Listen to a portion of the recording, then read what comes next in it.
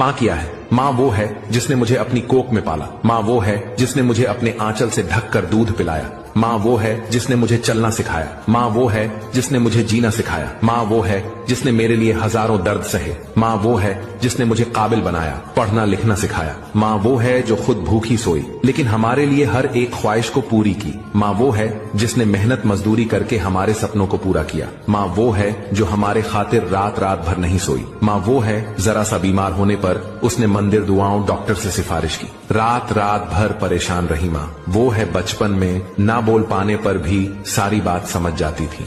यार दुनिया की सबसे बड़ी दौलत है माँ, सारी दुनिया से बढ़कर है। कभी माँ का दिल मत दुखाना क्योंकि सारे रिश्ते मिल जाते हैं लेकिन माँ जैसा प्यार किसी में नहीं मिलता। माँ से अपने सारे दुख दर्द बताकर मन हल्का हो जाता है। माँ सारे दर्द की दवा है। माँ क्या है मैं शब्दों में बयां नहीं कर सकता। ये मानो जितना सांसों का चलना जरूरी है उतना जिंदगी में माँ का होना भी जरूरी है।